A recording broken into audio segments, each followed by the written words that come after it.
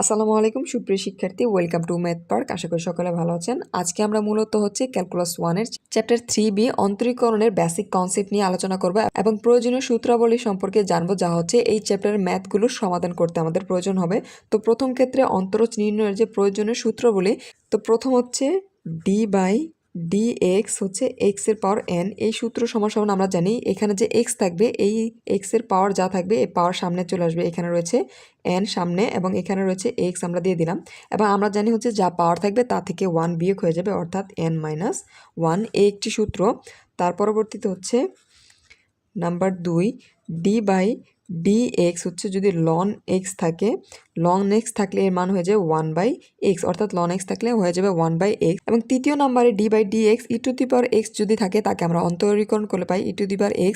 এবং আবার রয়েছে d/dx, অর্থাৎ যখন আমরা ax-কে অন্তরীকরণ করব, তবে এক্ষেত্রে আমরা পাবো ax ln a, অর্থাৎ a⁻x-কে যদি আমরা অন্তরীকরণ করি তাহলে পাই ax ln a।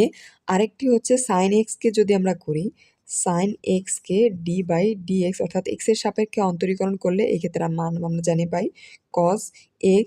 আবার যদি cos x-কে আমরা অন্তরীকরণ করি, অর্থাৎ cos x-কে x এর সাপেক্ষে d/dx, এটা 5, এটা 6। অন্তরীকরণ করলে cos x-কে যখন আমরা করব তখন একটি মাইনাস চলে আসবে, আমরা পাবো মাইনাস sin x। আরেকটা tan x-কে যদি আমরা অন্তরীকরণ করি, tan x x এর সাপেক্ষে d/dx, তখন আমরা পাই tan-কে করলে পাই sec স্কোয়ার x, অর্থাৎ sec স্কোয়ার x। আমরা যদি cot-কে করি d/dx, cot x, cot x-কে করলে আমরা পাবো cosec x, অর্থাৎ co কোসেক, অর্থাৎ কটকে যখন অন্তরীকরণ করব আমরা কোসেক এক্স পেলাম। তার পরবর্তীতে সেক এক্স রয়েছে, সেক এক্স, একে আমরা অন্তরীকরণ করলে এর মান পাবো সেক এক্স। আর আরেকটা চলে আসবে টেন এক্স, এক্সের সাপেক্ষে অন্তরীকরণ হবে। এবং আরেকটি গুরুত্বপূর্ণ সূত্র কোসেক এক্স d/dx-কে যখন আমরা কোসেক এক্সকে dx-এর সাপেক্ষে অন্তরীকরণ করব, সেই ক্ষেত্রে মান পাবো মাইনাস cos x, আরেকটা আসবে cot x।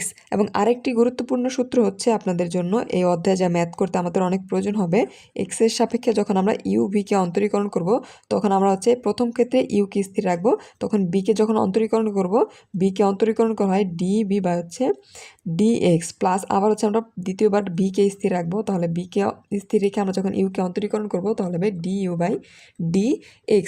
এবং আরেকটি অংশ রয়েছে, অর্থাৎ 13 নম্বর সূত্র, এটাও আপনাদের জন্য অনেক গুরুত্বপূর্ণ। অর্থাৎ x এর সাপেক্ষে যখন আমরা u/v-কে অন্তরীকরণ করব, সেই ক্ষেত্রে আমরা এইভাবে পাবো, অর্থাৎ যখন ভাগ আকারে থাকবে তখন এইখানে যে আমরা প্রথম অংশে এই v-কে স্থির রাখবো, v-কে স্থির রেখে u-কে করলে du/dx মাইনাস হবে, আমরা u-কে আবার স্থির রাখবো, u-কে স্থির রেখে যখন b-কে করবো dv/dx, এবং নিচে হয়ে যাবে v স্কোয়ার। অর্থাৎ এইখানে যখন আমরা ইনটু ছিল, অর্থাৎ গুণ আকারে ছিল, তখন প্লাস, আমরা ইউকে প্রথম স্থির রেখেছিলাম, এখন যখন ভাগ আকারে করবো আমরা v-কে প্রথম স্থির রাখবো। এই ছিল মোটামুটি আপনাদের এই অধ্যায়ের সবচেয়ে গুরুত্বপূর্ণ সূত্রাবলী। অর্থাৎ এই অধ্যায়ে আমরা যখন ম্যাথ সলিউশন করব এই চ্যাপ্টারের, তখন এই সূত্রগুলো আপনাদের অনেক প্রয়োজন পড়বে। এখন আমরা অন্তরীকরণ প্রকাশ সম্পর্কে একটু জানবো। অন্তরীকরণ প্রকাশ আমরা যখন ফাংশনকে অন্তরীকরণ করব, যদি x এর সাপেক্ষে করে, আমরা জানি d/dx দ্বারা প্রকাশ করা হয়। আমরা একটা ফাংশনকে যদি ধরি f(x), অর্থাৎ আমরা এই ফাংশনকে x এর সাপেক্ষে অন্তরীকরণ করলাম। এখন আমরা একটু ক্যালকুলেশনের সুবিধার্থে একটি ফাংশন ধরে নিলাম, ধরলাম y = 4x³ plus 2x² plus 5। এই একটা ফাংশন আমরা ধরে নিলাম, অর্থাৎ এই টোটাল y কিন্তু একটা ফাংশন। এখন এই যে y, এই y-কে যদি আমরা x এর সাপেক্ষে অন্তরীকরণ করি তাহলে কি পাই খেয়াল করুন, আমরা করব d, আর নিচে রয়েছে আমাদের dx। কিন্তু আমরা কাকে অন্তরীকরণ করছি, y, তাহলে এখানে dy, অর্থাৎ y উপরে চলে যাবে, সমান সমান এই অংশকে যখন আমরা অন্তরীকরণ করব d/dx। এবং এই সম্পূর্ণ অংশ ফাংশন আমার কি ছিল, এই টোটাল অংশ কিন্তু আমাদের এই যে f(x) যে এরকম, এই টোটাল অংশ কিন্তু ফাংশনের x, তাহলে এখানে হয় 4x³ প্লাস 2x² প্লাস 5। এখন আমরা অন্তরীকরণের ক্ষেত্রে একটু খেয়াল করুন, আমরা এইখানে একটি সূত্র শিখেছিলাম যে x এর পাওয়ার যদি n হয় তখন পাওয়ার আমার সামনে চলে আসবে এবং পাওয়ার থেকে 1 বিয়োগ হবে। ঠিক একইভাবে এখানে পাওয়ার রয়েছে 3 কিন্তু আমার সামনে চলে আসবে 3 ইন্টু এখানে রয়েছে 4, এবং কি আমরা জানি যে যখন পাওয়ার থাকবে পাওয়ার থেকে 1 বিয়োগ হয়ে যাবে, তাহলে এখানে x এর পাওয়ার কি হবে 2 মাইনাস 1। x এর এখানে পাওয়ার হবে 3 - 1। একইভাবে এইখানে রয়েছে কি পাওয়ার রয়েছে আমাদের 2 সামনে চলে আসবে, এইখানেও একটি সহগ রয়েছে 2, আমরা গুণ করে দিলাম এবং পাওয়ার একটি বিয়োগ হবে, অর্থাৎ এক্সের পাওয়ার রয়েছে 2 একটা বিয়োগ এবং প্লাস এইখানে কি আমরা জানি কি অন্তরীকরণের ক্ষেত্রে আমরা যার সাপেক্ষে অন্তরীকরণ করব শুধু তাকে অন্তরীকরণ করতে পারবো, বাকি সকল কিছুর মান 0 হয়ে যাবে। যেখানে আমরা এক্সের সাপেক্ষে অন্তরীকরণ করছি এখানে কিন্তু এক্স নেই, শুধুমাত্র 5 রয়েছে, এই ক্ষেত্রে এর মান হয়ে যাবে 0। এখন যদি আমরা ক্যালকুলেশন করি এই ক্ষেত্রে খেয়াল করুন, আমরা যখন গুণ করব 3 অর্থাৎ 12, এখানে এক্স এখানে হবে স্কোয়ার প্লাস এখানে হয় 4x⁴, এই অংশটুকু আপনাদের বোঝার সুবিধার্থে আমি এই অংশটুকু একটু ভেঙে লিখেছি যাতে আপনাদের বুঝতে অসুবিধা না হয়। এখন খেয়াল করুন, এটা হচ্ছে আমাদের কি ছিল অন্তরীকরণের প্রকাশ। অন্তরীকরণের প্রকাশ শেষে আরেকটি গুরুত্বপূর্ণ টপিক হচ্ছে এই অধ্যায়ের অন্তরাজের চেইন সূত্র। আমরা হচ্ছে এখন অন্তরাজের চেইন সূত্র সম্পর্কে জানবো। এখন হচ্ছে অন্তরাজের চেইন রুল। সাধারণভাবে যখন আমরা অন্তরাজ করি একটু খেয়াল করুন, আমরা করলাম হচ্ছে এক্সের সাপেক্ষে ধরলাম সাইন এক্সকে, অন্তরীকরণ করলে আমরা জানি হচ্ছে পাই কস এক্স। কিন্তু অন্তরাজের চেইন রুলের ক্ষেত্রে আমরা ধরেন একটি ফাংশনকে অন্তরীকরণ করলাম, যেখানে এক্সের সাপেক্ষে যদি করি ডিএক্স, এখানে ধরলাম আমরা সাইন, ধরলাম হচ্ছে সাইন 4x। এখন খেয়াল করুন, আমরা কি যখন সাইন এক্স কী করেছিলাম পেয়েছিলাম কজ এক্স, কিন্তু এখানে একটি মান অতিরিক্ত রয়েছে যা হচ্ছে 4। এই যে 4 এটা কিন্তু এক্স নয়। এখন আমরা এই অংশকে যদি অন্তরীকরণ করি তাহলে কি আমরা পূর্বের নিয়মে সাইনকে যখন অন্তরীকরণ করি অর্থাৎ এক্সের সাপেক্ষে তখন আমরা পাই হচ্ছে কজ এক্স, তাহলে আমরা লিখলাম হচ্ছে কজ, কিন্তু এখানে এক্স বলতে কি এখানে 4x রয়েছে, আমরা দিয়ে দিলাম হচ্ছে 4x। এখানে এক্স বলতে 4 রয়েছে, আমরা দিয়ে দিলাম 4x। এখন একটু খেয়াল করুন, আমরা কি জানি, আমরা জানি অন্তরীকরণের ক্ষেত্রে আমরা যার সাপেক্ষে অন্তরীকরণ করব শুধুমাত্র তাকে করতে পারবো। এখানে এক্সের সাপেক্ষে আমরা অন্তরীকরণ করছি, শুধুমাত্র এক্সকে আমরা অন্তরীকরণ করতে পারবো। কিন্তু 4 এখানে রয়েছে কি একটি অতিরিক্ত সহগ, আমরা যেহেতু এটা কি একটু 4 কিন্তু এক্স নয়, তাহলে এ কি আমরা আবার এক্সের সাপেক্ষে অন্তরীকরণ করবো। এখানে d/dx দ্বারা হচ্ছে আবার এখানে রয়েছে কি 4x, এই 4xকে আমরা আবার অন্তরীকরণ করে দিব। যদি আবার অন্তরীকরণ করে দেই এখানে থেকে হচ্ছে আমার cos 4x, এক্সের সাপেক্ষে এক্সকে অন্তরীকরণ করলে হচ্ছে 1 এবং এখানে 4 রয়েছে হয়ে যাবে 4, অর্থাৎ এখানে পাই আমরা 4 এবং এই অংশ সমান সমান পাই আমরা হচ্ছে 4 সামনে নিয়ে আসলাম 4 cos 4x। অর্থাৎ এই চেন রুল দ্বারা কি বোঝায়, আমরা হচ্ছে যার সাপেক্ষে অন্তরীকরণ করব সে ব্যতীত কোনো সহগ যদি থাকে আমরা তাকে আবার সেই এক্স বা ওয়াই যার সাপেক্ষে অন্তরীকরণ করি না কেন তাকে আবার অন্তরীকরণ করে দিতে হবে। এটাই মূলত হচ্ছে চেন রুল।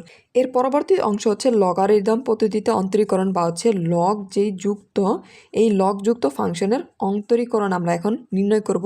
একটু খেয়াল করুন, আমরা জানি হচ্ছে কি লগ সমান সমান আমরা হচ্ছে লন লিখতে পারি, অর্থাৎ লগ এবং লন কিন্তু সমান। অর্থাৎ আমরা যদি বলে এরকম যদি 5 সমান সমান আমরা যদি আবার 5 লিখি, অর্থাৎ এই দুটির মান কিন্তু সমান, অর্থাৎ লগ এবং লন কিন্তু সমান। এখন খেয়াল করুন লগের ক্ষেত্রে আমরা একটু খেয়াল করব, ধরলাম হচ্ছে লগ, এখানে দেওয়া হচ্ছে এ, এখানে হচ্ছে এক্স এবং এক্সের পাওয়ার দেওয়া হচ্ছে 2।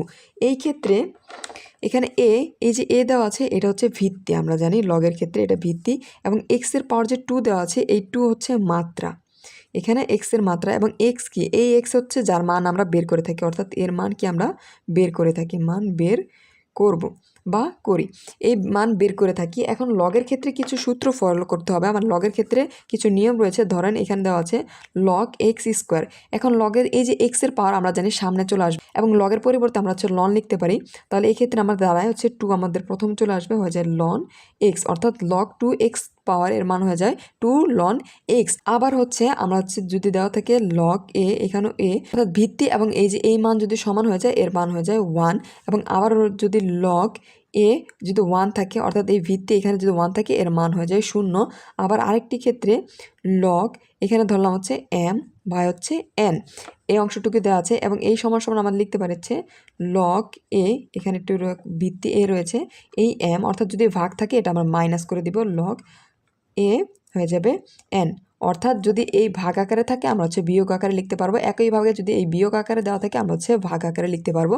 আবার যদি দেওয়া থাকে লগ এ, যদি এক্স দেওয়া থাকে এই ক্ষেত্রে আমরা হচ্ছে আবার লিখতে পারি লন এক্স বা হচ্ছে এই নিচে চলে যাবে লন এ। যখন আপনারা ম্যাথ সমাধান করবেন এই অংশটুকু আপনাদের কাজে লাগবে। আবার হচ্ছে লগ এ বি যদি দেওয়া থাকে তাহলে এই বি ওপর হয়ে যাবে লন বি আর নিচে থাকবে হচ্ছে লন এ।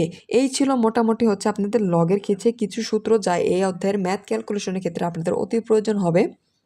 এর পরবর্তী টপিক হচ্ছে একটি ফাংশনের সাপেক্ষে অন্য একটি ফাংশনকে আমরা হচ্ছে অন্তরীকরণ করব। আমরা ধরে নিলাম হচ্ছে এক্স স্কোয়ার এর সাপেক্ষে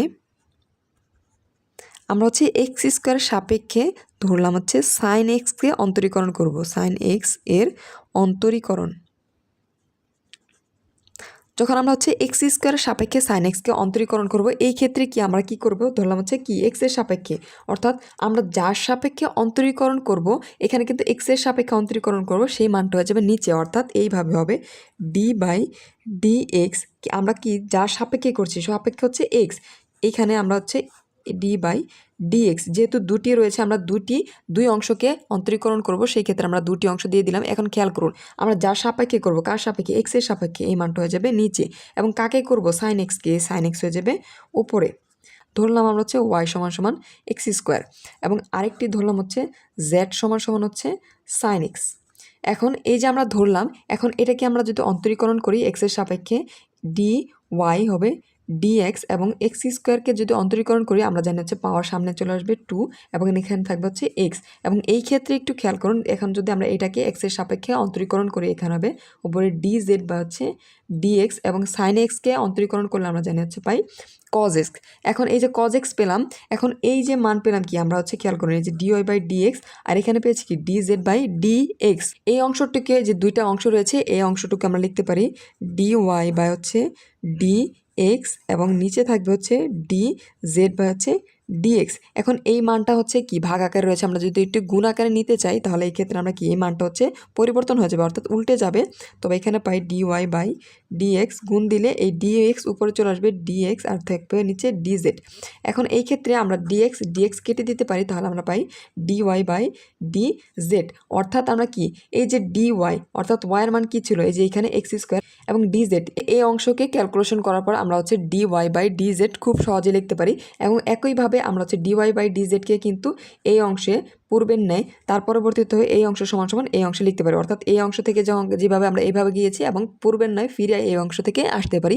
এইটাই ছিল হচ্ছে একটি ফাংশনের সাপেক্ষে, অর্থাৎ এই একটি ফাংশনের সাপেক্ষে অন্য একটি ফাংশনকে অন্তরীকরণ।